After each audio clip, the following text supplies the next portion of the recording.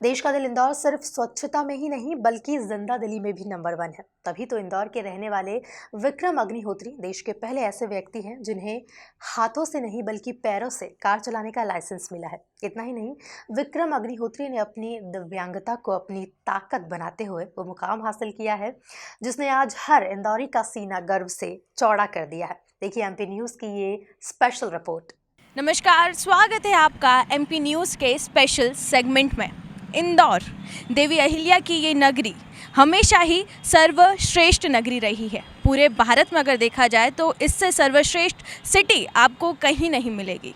चाहे food capital of India हो या स्वच्छता में नंबर 1 हो, यहाँ के लोग हमेशा ही नंबर 1 आने की हमेशा लत रहती है और हमेशा कायम रहते हैं कि ये नंबर 1 का जो खिताब है, ये नंबर 1 रहने की जो आदत है वो हमेशा इसी तरह बरकरार रहे।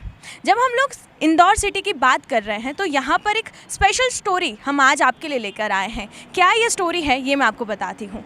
एक्चुअली जब भी हम लोग लाइसेंस की बात करते हैं या जब भी हम लोग ड्राइविंग की बात करते हैं तो हम लोग या सुपर कार रेसर्स की बात करते हैं तो हमारे दिमाग में सबसे पहला ख्याल क्या आता है कि कोई एक अच्छा सा रेसर, राइट। लेकिन आज मैं आपको एक ऐसी पर्सनालिटी से मिलवाने जा रही हूँ जिनके पास स्पेशली एबल्ड हैं और किस तरीके से वो ड्राइविंग करते हैं और बाकी सारे लोगों के सामने उन्होंने मिसाल यहाँ पर पेश करी है। मैं बात कर रही हूँ विक्रम अग्निहोत्री जी की। नमस्कार सर, स्वागत है आपका एमपी न्यूज़ में। कैसा महसूस कर रहे हैं फिलहाल? मैं बहुत अच्छा महसूस कर रहा हूँ और आपने जैसे कहा कि इंदौर नंबर 1 है स्वच्छता में, फूड कैपिटल है, तो मैं भी नंबर 1 हूँ। मतलब मैं पहला व्यक्ति हूँ इंडिया में जिसको पैर से कार चलाने का लाइसेंस जारी हुआ है। So I would again like to give the credit to Indore कि इंदौर में थे इसलिए ये हम भी नंबर 1 आ गए। जी बिल्कुल, इंदौर में थे इसलिए नंबर 1 आ गए। और शायद सर आपका टैलेंट, आपका हार्डवर्क एंड जिस तरीके से आपने लगन के साथ कार ड्राइविंग सीखी वो भी पैरों से, वो कहीं ना कहीं बहुत इंस्पायरिंग है दूसरे लोगों के लिए भी जो अपनी लाइफ नॉर्मल लोगों की तरह जीना चाहते हैं। सर मैं आपसे यहाँ पर जानना चाहूँगी कि आप कैसे कार को स्टार्ट करते हैं, थोड़ा सा अगर आप हमें बता पाएँ। जी मैं बताता हूँ आपको। बेसिकली पहली बात तो this is an automatic car. Automatic का मतलब ये है कि ये नहीं है कि अपने आप चलती है, मतलब चलाना पड़ता है, बट इसमें क्लच नहीं होता है। तो उसका एडवांटेज ये है कि मेरा एक पाँव जो है वो फ्री रहता है, तो वो मेरे लिए वो स्टीयरिंग का काम करता है। बाकी आम जनता के लिए वो पाँव का कोई एक्चुअली उपयोग नहीं है, वो खाली रहता है, बट मेरे लिए बहुत उपयोगी है बिकॉज मेरा जो फ्री है वो स्टीयरिंग पे आता है। तो मैं पहले तो जैसे गाड़ी खोलना होती तो मैंने जैसे ये चाबी अपने ये एक स्लिंग में डाल के रखी है। तो मैं जब गाड़ी को अप्रोच करता हूँ तो मैं गाड़ी से लीन करके पहले तो उसका लॉक खोलता हूँ और फिर दरवाज़ा खोलता हूँ मैं ये पूरी तरह से, और फिर जो चाबी है ये चाबी मैं इसको लगा दूंगा अभी खड़े खड़े बाहर ही, और स्लिंग को यहाँ डाल दूंगा सो दैट मेरा पाँव नहीं फंसे। और उसके बाद फिर of course I will get into the car. और मेरी सीट बेल्ट ऑब्वियसली ट्रैफिक नियम और जो कायदे हैं उनको फॉलो करना बहुत आवश्यक है, तो सीट बेल्ट मेरी लगी रहती है जिसके नीचे मैं अभी स्लाइड करके जैसे ये मेरी सीट बेल्ट भी लग गई है। So now I am ready.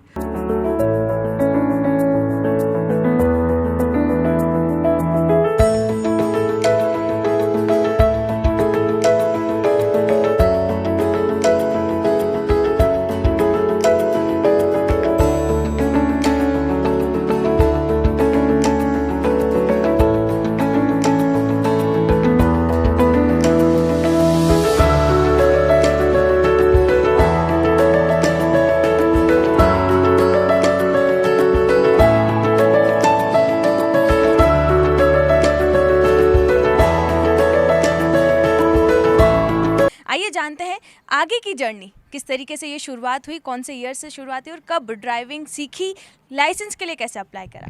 Vikram ji, हम आपसे यहाँ पर जानना चाहते हैं कि सबसे पहले तो यही सवाल है कि ड्राइविंग आपने कब सीखी, कौन से ईयर में सीखी, कितना समय लगा था सीखने में? मैंने ड्राइविंग करने का जो ख्याल है वो 2015 में मतलब सोचा, फाइनल किया, क्योंकि कुछ मुझे दिक्कतें आ रही थी। नेचुरली जो हमारा शुरू से लक्ष्य रहा है एक्सीडेंट के बाद से कि भाई मैं पूरा आत्मनिर्भर बन जाऊं, तो उसमें ड्राइविंग एक ऐसी चीज़ थी मैं जिस पे डिपेंडेंट था।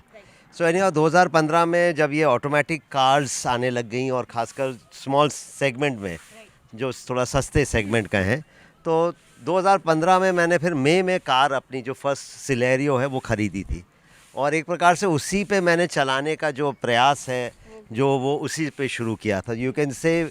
तो वही है कि आई थिंक अप्रैल मई के आसपास मेरी जो है जर्नी शुरू हुई थी गाड़ी चलाने की।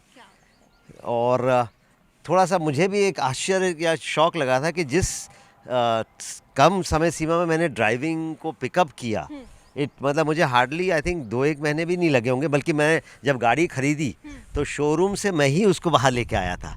मेरे जो पेरेंट्स हैं वो अपना पीछे साइड में बैठ गए, तो शोरूम की जो वो रास्ता है वो बहुत सकरा है, but somehow I don't know, सबको भरोसा था कि मैं चला लूँगा। तो मतलब ऊपर वाले की आई थिंक बहुत मेरे पे मेहरबानी रही है शुरू से, एंड इसमें भी आई थिंक भगवान का बहुत बड़ा हाथ था कि मैं बहुत जल्दी मैंने ड्राइविंग पिकअप कर ली।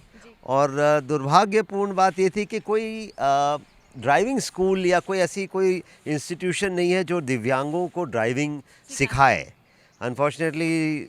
और जैसा मैंने बताया था कि मेरे लिए ड्राइविंग से ज़्यादा जो बड़ा चैलेंज था वो लाइसेंस प्राप्त करना था, बिकॉज़ नेचुरली ये तो हमें पता चल गया था कि इंडिया में कोई भी लाइसेंस मेरे जैसे व्यक्ति को कभी इशू किया ही नहीं है।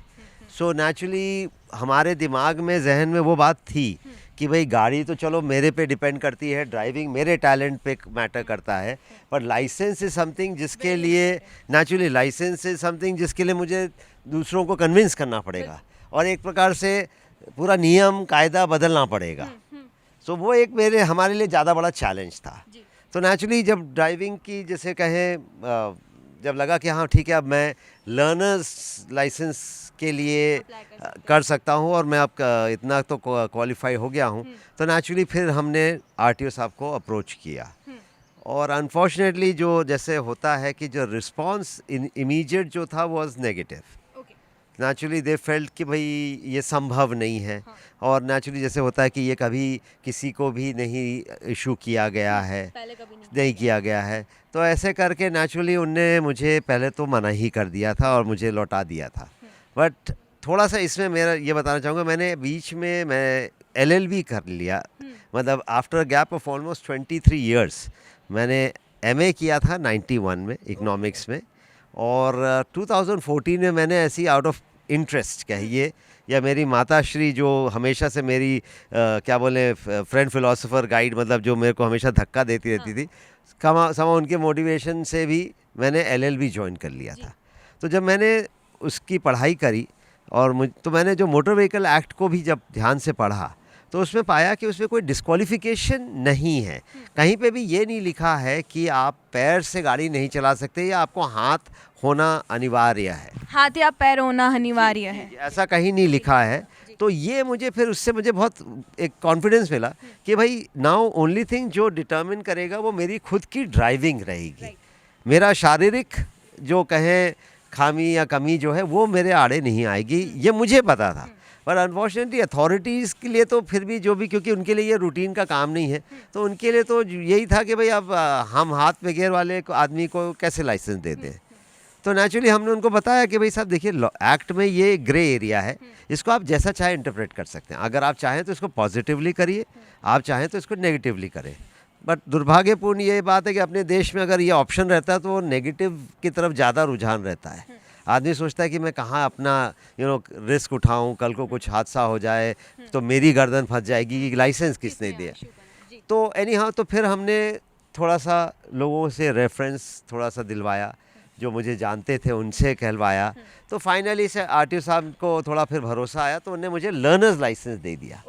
तो फिर हमको बहुत अच्छा लगा, हमने कहा चलो अब एक बोलते ना एक पाँव तो अब दरवाजे में फंस गया है। मतलब लर्निंग लाइसेंस जो आपके पास आया वो कितने मंथ्स का था और क्या ड्यूरेशन मतलब था इसका? Learners licence generally is for 6 months. 6 months के लिए लर्नर्स लाइसेंस दिया जाता है, एंड उसका मेन मकसद ही ये रहता है कि आदमी ड्राइविंग सीखे। यहाँ पर एक और चीज़ जानना चाहूँगी कि लर्निंग लाइसेंस के लिए भी एक कॉमन टेस्ट होता है, ये टेस्ट भी आपको नो देखिए वही मैं कह रहा हूँ, लर्नर लाइसेंस उसको दिया जाता है जिसको ड्राइविंग आती ही नहीं है, ऐसा मान के ही दिया जाता है। लर्नर दिया इसलिए जाता है कि वो फिर एक इंस्ट्रक्टर के साथ, गाड़ी में एक इंस्ट्रक्टर का होना मौजूद होना ज़रूरी है, और वो फिर गाड़ी सीखेगा। तो एक प्रकार से कोई टेस्ट नहीं होता है लर्नर्स के लिए।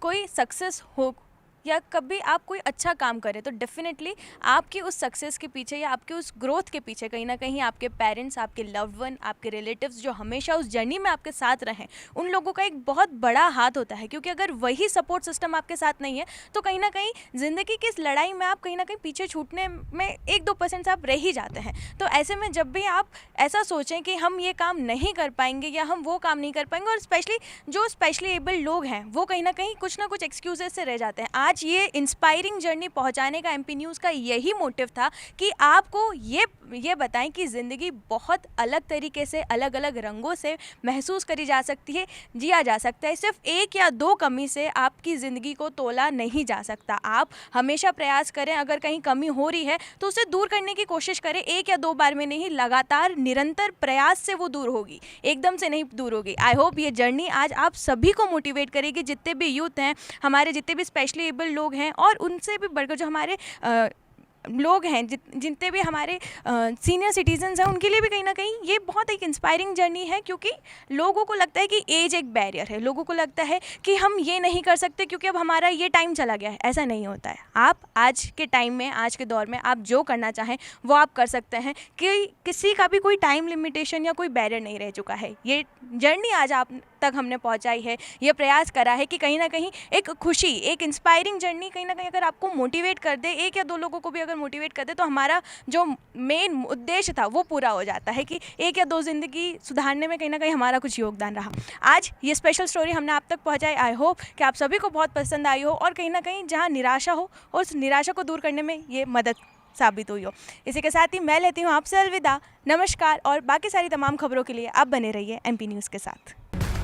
करोड़ों दर्शकों का मिल रहा साथ, एमपी की बात एमपी न्यूज़ के साथ।